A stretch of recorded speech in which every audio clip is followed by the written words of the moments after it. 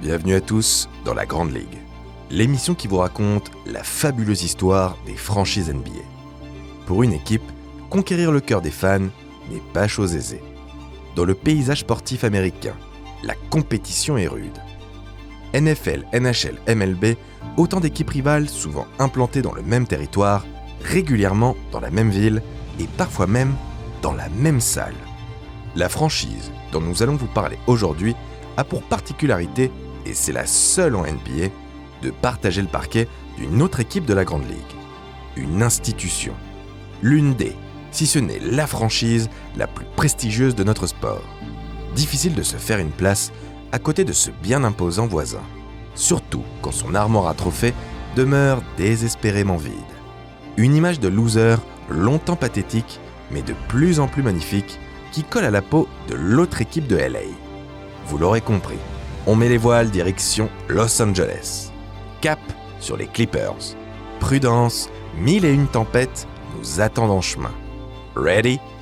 Let's go! My friend Wilt Norman Chamberlain was far and away the best player I've ever played against. To the All-Star game, number one, Oscar Robertson. To Curry, skyhook up, hey, rock the baby to sleep and slam dunk. Magic and Larry saved the NBA. Isaiah Thomas. At the buzzer, Michael Jordan has won it for Chicago. There's the green shade, yes. Lakers have two. Bryant to shot. Steps over Toronto. Shot from Parker. Nowitzki rising when it matters most. Getting it down, up for the layup. Oh, blocked by James. Steele, Curry throws it up to Durant.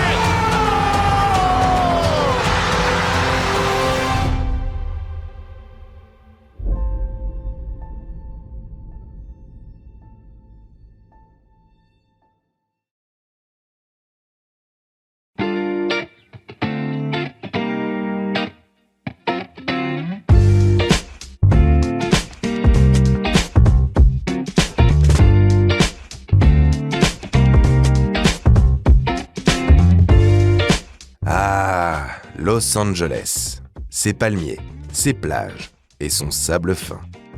Venice Beach et le Sunset Boulevard. On ne dirait pas comme ça, mais la Cité des Anges n'est pas faite que de strass et paillettes. LA est une ville de contrastes. États-Unis oblige, tout y est démesurément plus gros. Les inégalités ne dérogent pas à la règle. C'est ainsi que stars de Beverly Hills et SDF du Skid Row coexistent sans jamais se croiser. Les premiers baignant dans la lumière incandescente des spots de cinéma et les seconds condamnés à l'obscurité des squats désaffectés où précarité, violence et drogue règnent en maître. Ce grand écart, on le constate également dans le paysage sportif de la ville. En baseball par exemple, les Dodgers, 7 séries mondiales, ne laissent que des miettes aux Angels, uniquement titrés en 2002. Alors, que dire du basketball, où les Lakers, co-recordman du nombre de sacres NBA, et de loin, humilie les Clippers au palmarès nul et vierge. Mais n'allons pas trop vite en besogne. Pour comprendre comment nous en sommes arrivés là, il faut remonter le temps et traverser le pays d'ouest en est.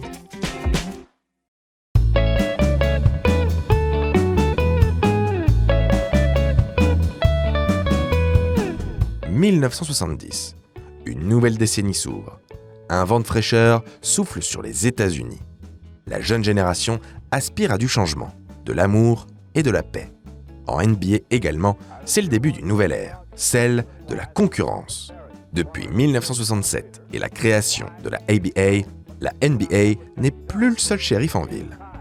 Cela a eu pour effet d'augmenter considérablement les salaires des joueurs. Malgré des contrats très lucratifs signés avec les diffuseurs TV, le commissionnaire Walter Kennedy reste en perpétuelle recherche de fonds. Son plan, une expansion massive.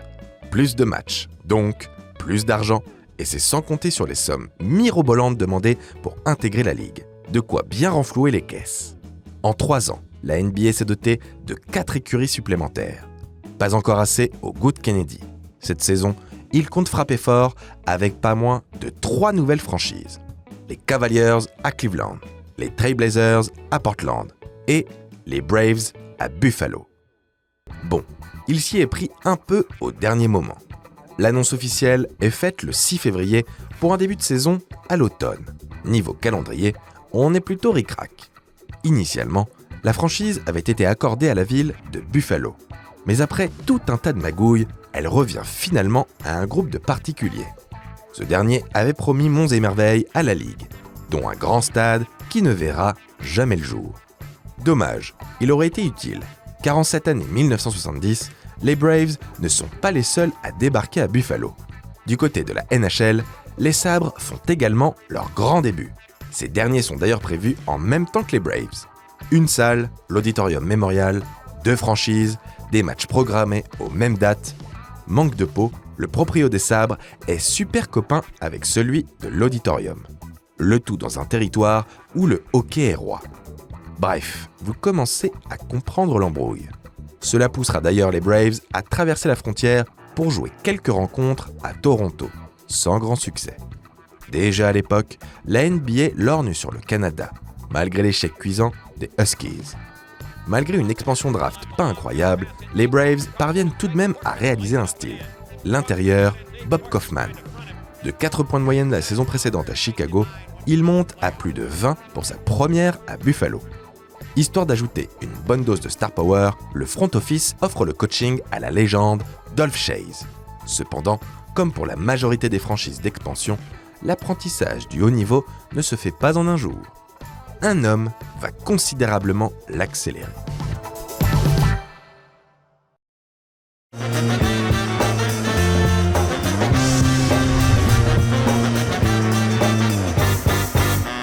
Draft 1972. Les Braves sont munis du deuxième choix. Walter Kennedy leur déconseille fortement de sélectionner Bob McAdoo, un prospect très attendu qui aurait secrètement négocié avec la ABA. Buffalo tente le coup. A raison. Rookie de l'année, McAdoo explose complètement lors de sa saison de sophomore, où il emmène la franchise pour la première fois en play-off. Meilleur scoreur de la ligue, à plus de 30 unités par soir, il manque d'un rien de shipper le MVP à Karim. Exploit qu'il réalise dès la saison suivante, sa meilleure en carrière. McAdoo, c'est le monstre oublié des 70s, un intérieur capable de rivaliser individuellement avec Karim dans son prime. Scoreur boulimique, Bob ne domine pas seulement grâce à son physique hors norme. C'est également un vrai basketteur, atypique pour sa taille, avec du handle et un shoot soyeux à mi-distance. En témoignent ses 50 points inscrits au premier tour des playoffs 1975 pour permettre aux siens de recoller à 2 partout dans la série.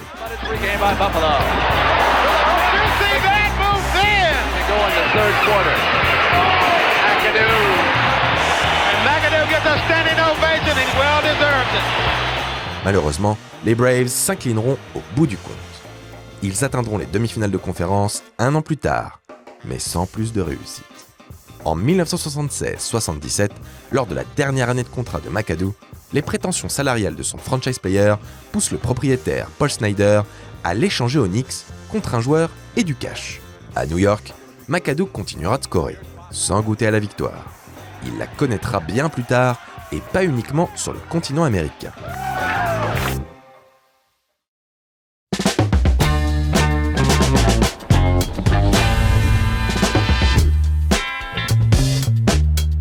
Le grand Bob parti, les Braves ne retrouvent plus la post-season. De toute façon, Paul Snyder veut vendre. Il finit par refourguer le bébé à un homme d'affaires du nom de John Brown. Pendant ce temps, à Boston, le boss des Celtics, Irv Levin, rêve d'installer sa franchise dans son état natal, en Californie. Mais bon, la ville de Boston ne le laissera jamais faire. Brown et Levin décident alors de procéder à un échange. Le premier repart avec les Celts, le second avec les Braves, qu'ils s'empressent de délocaliser. Qui est le gagnant? Qui est le perdant? On a notre petite idée sur la question. Direction le Golden State, San Diego pour être exact. Pour mieux coller à leur nouvelle identité californienne, les Braves changent de nom. Ils deviennent les Clippers, en référence aux grands voiliers typiques du 19e siècle. Lors de la ruée vers l'or, ils assurent la liaison entre l'Est et l'Ouest des États-Unis en passant par le Cap Horn. Sympa le détour. Malheureusement, au début des années 80, les Clippers n'ont plus le vent en poupe. Aucune participation aux playoffs en 7 ans. à peine 32% de victoires. Ni Lloyd Free, le Prince of Midair, pourtant meilleur scoreur de la ligue, ni le fantôme de Bill Walton, dans une première tentative de relancer sa carrière, ne réussissent à insuffler un semblant de dynamique positive à la franchise. Forcément, personne ne paie pour assister au débâcle de cette bande de losers. En 1981, Irv Levin, pas mal dégoûté, n'a pas d'autre choix que de vendre. L'acquéreur, Donald Sterling, avocat angelino, magnat de l'immobilier et énergumène notoire. 4 ans plus tard, en 1984, contre l'avis de la Ligue, il déménage les Clippers dans le nord de Los Angeles. S'ensuivent de très longues procédures judiciaires. L'acte 1 de l'histoire d'amour entre Donald Sterling et la NBA. Les Clippers accostent dans la Cité des Anges en plein Showtime. À cette époque, à LA, si vous êtes fan de basket, vous avez le choix entre aller au Memorial Sport Arena pour voir une équipe pathétique se faire poutrer chaque soir ou prendre des billets pour le Forum d'Inglewood et assister aux exploits de Magic, Karim et des Purple and Gold. Comme disait l'autre, la question est vite répondue. Michael Thompson back to Worthy, dribble drive in deep. Slam dunk left-handed. The score. Woodson dribble drive. Underneath he comes. Feeds the ball 16 feet to left side to White. He misses the shot. Michael Thompson hasn't had any big games lately. Down the middle of Green from Magic. Slam dunk. La fin des 80s forge définitivement l'image de loser des Clippers. 12 victoires en 87, 17 en 88, 21 en 89. Et leur choix de draft, nous direz-vous ? Orf. Benoît Benjamin devant Chris Mullin et Karl Malone. Reggie Williams devant Scottie Pippen et Reggie Miller. Et quand ils ont le first pick, comme en 1988, la QV ne compte juste aucun Hall of Famer. In the 1988 NBA draft, the Los Angeles Clippers select Danny Manning of Kansas. Doit-on préciser que Danny Manning se blesse gravement après quelques matchs seulement ? Quand ça ne veut pas, ça ne veut pas.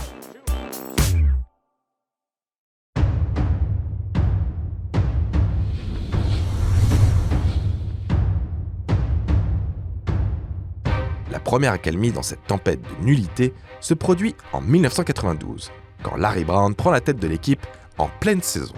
Le coach à lunettes, mais pas encore aux cheveux blancs, parvient à tirer le meilleur d'un effectif finalement plutôt complet, incarné par les très polyvalents Danny Manning et Ron Harper.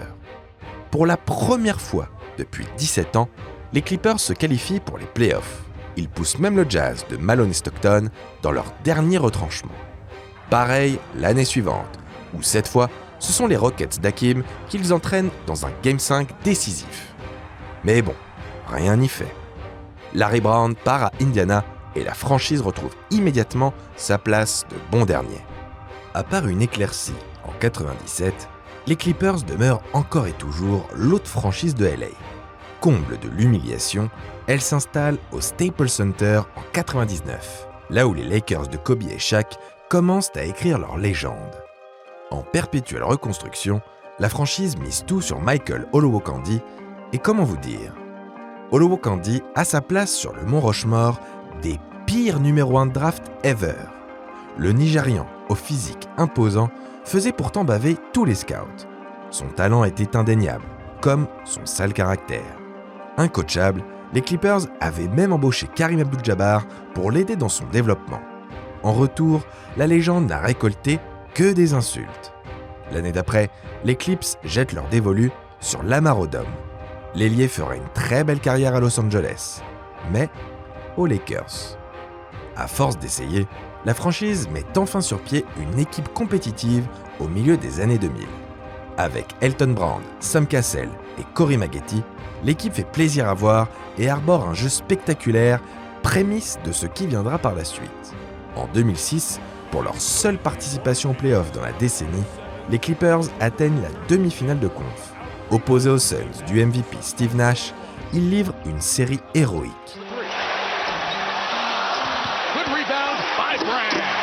7 matchs très plaisants avec Elton Brand en mode Bob McAdoo, mais avec une défaite à la clé.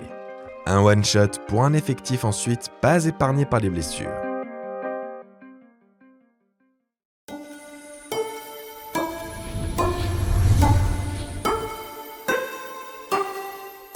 Lottery Draft 2009.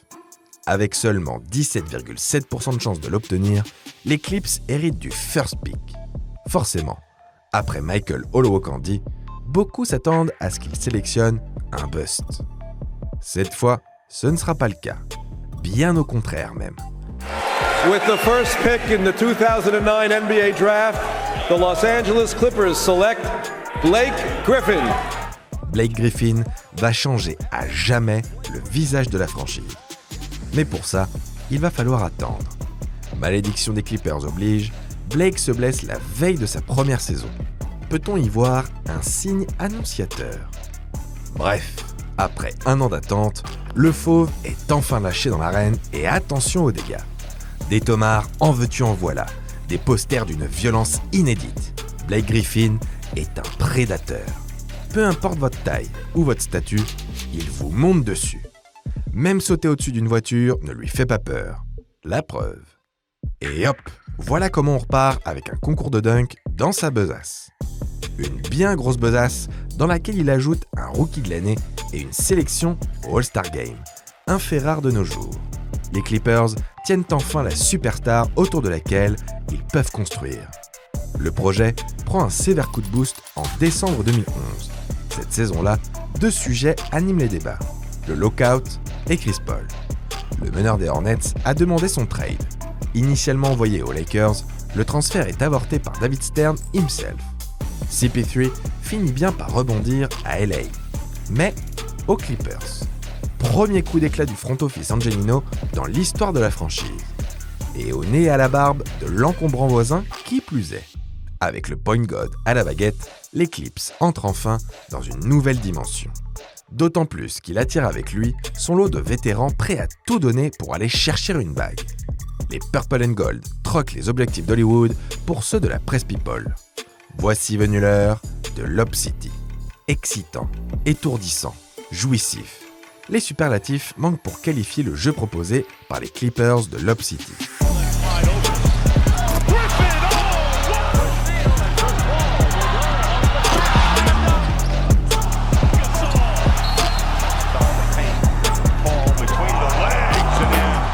Un hommage au basket américain dans ce qu'il a de plus spectaculaire.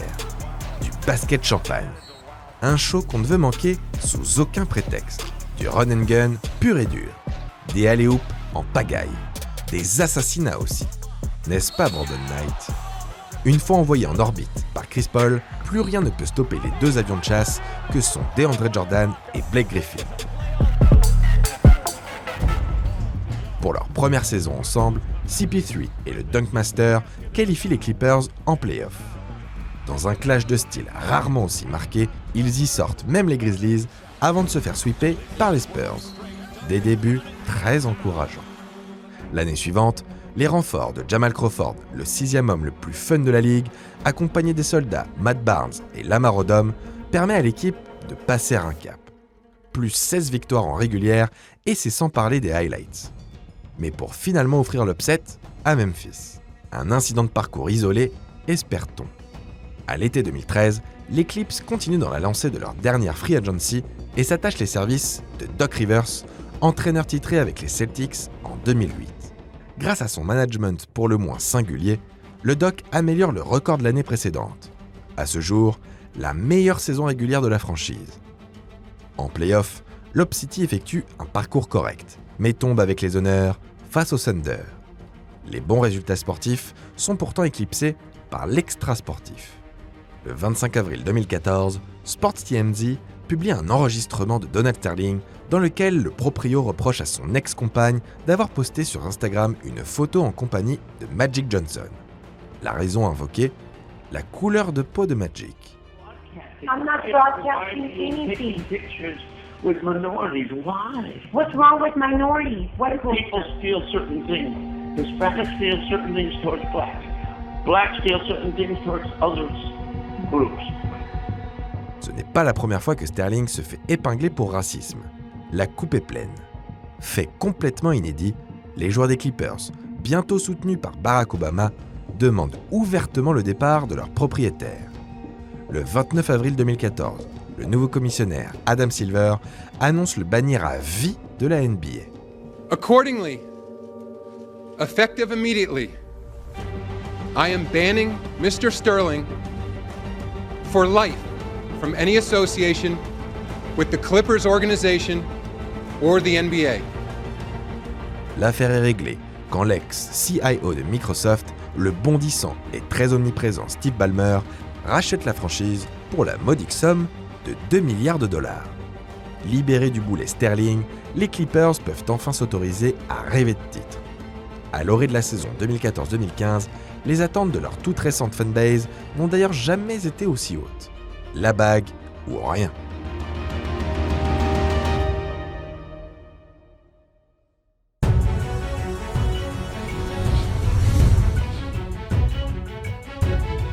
Comme d'habitude, Lob City rayonne en régulière. Mais ce n'est pas là que les hommes du Doc sont attendus. Confrontés aux Spurs, champions en titre dès le premier tour, le défi est de taille. Le choc dantesque. Dans les ultimes secondes du Game 7, Chris Paul fait basculer la série d'un game winner assassin. Green on Paul and he got it! 1 second left! Clippers by 2! Serait-ce la fin de la loose pour les Clippers? On dirait bien. Sur leur bonne lancée, les Clips dominent facilement les Rockets. À 3-1, l'affaire est quasiment pliée. Mais l'inexplicable se produit. Oh no, TJ up top for 3! He hit it! Ariza shoots a 3, looks good and it is. Jordan trying to save it, does in the corner. Brewer for 3, got it! Leave with a 3. Here's a bounce pass! Oh, Smith to Brewer for the jam! Game is tied in a $1.02! Basket in forever and that'll do it! The Rockets come from 19 down in the third and win here in LA to force a Game 7 in Houston on Sunday. A stunning turnaround here in this series as the Rockets will become the 9th team in NBA history to come back from a 3-1 deficit. The Houston Rockets will play in their first conference final in 18 years. Un choc monumental. Seulement le 6e comeback de la sorte depuis la création de la Ligue. Lob City, qui s'était racheté une réputation, se voit affublé du surnom peu flatteur de Choke City. Et du choke, il va y en avoir. Déjà habitués à passer du temps à l'infirmerie, Blake Griffin et Chris Paul se blessent de plus en plus régulièrement. Damian Lillard et les Blazers en profitent en 2016. Le Jazz l'année suivante. Après 2 échecs consécutifs au premier tour, le front office décide d'appuyer sur le bouton Reset et envoie ses stars aux 4 coins de la ligue, laissant un éternel goût d'inachevé aux fans. Que manquait-il à Lob City pour tutoyer les sommets? De la chance, indéniablement, mais aussi du mental et de la cohésion. Our kryptonite was ourselves. You know, we kept getting in our way. Alors qu'on imaginait une reconstruction de longue durée, celle-ci ne dure que le temps d'une saison.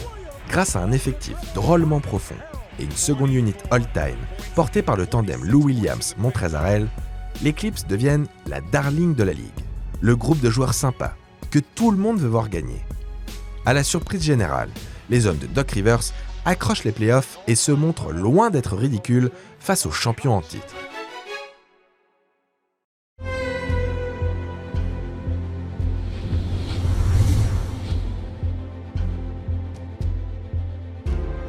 Forcément, une armée de role-players et du cap, ça attire des gros noms. Lors de l'intersaison 2019, Ballmer fait chauffer la Black Card. Kawhi Leonard, le MVP des finales en titre, est de retour sur ses terres. Le funny guy a même ramené un copain avec lui en la personne de Paul George, 3e au vote du dernier MVP. Juste les 2 meilleurs two-way players de leur génération. La Battle of LA face aux Lakers du King et d'Anthony Davis est au cœur de toutes les discussions. C'est même elle qui ouvre la saison et avec une victoire des Clippers. Il s'agit là seulement d'un avant-goût. Les 2 favoris Angelinos se donnent rendez-vous pour en découdre en play-off. Mais comme d'habitude, rien ne se passe comme prévu. La cohabitation au sein du vestiaire entre anciens et nouveaux arrivants est plus difficile qu'escompté. Les déclarations maladroites des uns et des autres font passer les Clippers du statut de chouchou de la ligue à celui d'équipe à abattre. Tronqués par la Covid-19, les Clippers se classent 2e à l'Ouest. Les ennuis commencent réellement en play-off. Au premier tour, Kawhi Leonard doit s'employer outre mesure pour venir à bout des Mavs de Luka Magic. Paul George, l'autoproclamé Playoff P, ne performe pas dans ses standards. Son adresse en dents de scie et son attitude délétère lui valent le surnom de Pandemic P. La demi-finale de conférence face aux Nuggets de Jokic paraît, elle, bien engagée. À 3-1 dans la série, les gens ne pensent qu'à une chose, la finale de conf contre les Lakers. Ils n'apprendront décidément jamais. Ne pas vendre la peau du Joker avant de l'avoir tué. Rebound, Leonard, that's it. Denver survives. Can they do it again? They did it against Utah. They were down 3-1. As the Denver Nuggets are going back to the Western Conference Finals for the first time in 11 years. Joke City is back. C'est la seconde fois en 5 ans qu'il gâche un avantage de 3-1 dans une série. Le troisième dans la carrière de coach du Doc. Cela lui vaudra sa place au passage. L'ouvrir c'est bien, mais confirmer sur le parquet, c'est mieux. Pas de Battle of LA et un titre de plus pour les Lakers. Niveau humiliation, on a atteint des sommets.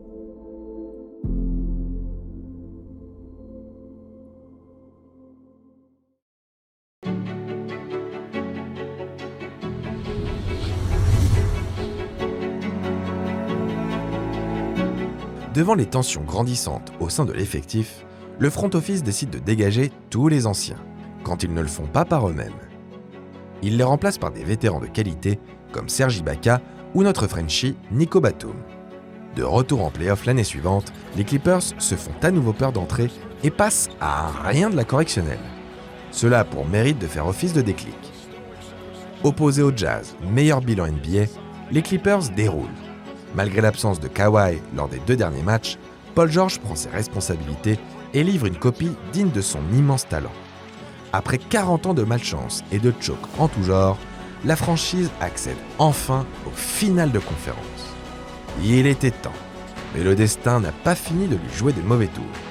Absent, The Claw se la joue Spurs 2018. Jouera pas. Le double MVP des finales n'est même pas présent sur le bord du terrain pour encourager ses coéquipiers. Paul George donne tout ce qu'il a, mais face à des Suns en mission, tombeurs des Lakers, ça ne suffit pas. Depuis, la situation autour de Kawhi Leonard reste toujours aussi énigmatique. Les Clippers survivront-ils à cette nouvelle crise? PG-13 et The Claw réussiront-ils à aller chercher un titre ensemble? Les prochaines saisons s'annoncent savoureuses.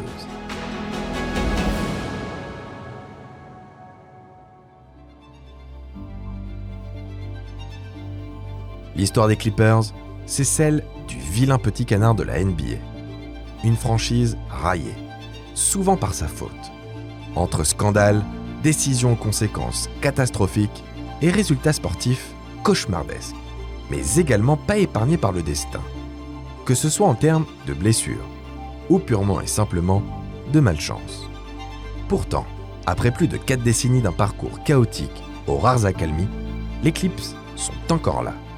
Être un Clipper, c'est ça. Laisser le pire derrière soi et se raccrocher aux rares bons souvenirs. Ceux qui permettent de continuer d'espérer. Alors peut-être, demain ou plus tard, l'espace d'un soir, les Clippers cesseront d'être l'autre franchise de LA. Sur les ruines du Forum d'Inglewood, vestige du passé glorieux des Lakers, se construit sûrement l'avenir rayonnant des Clippers.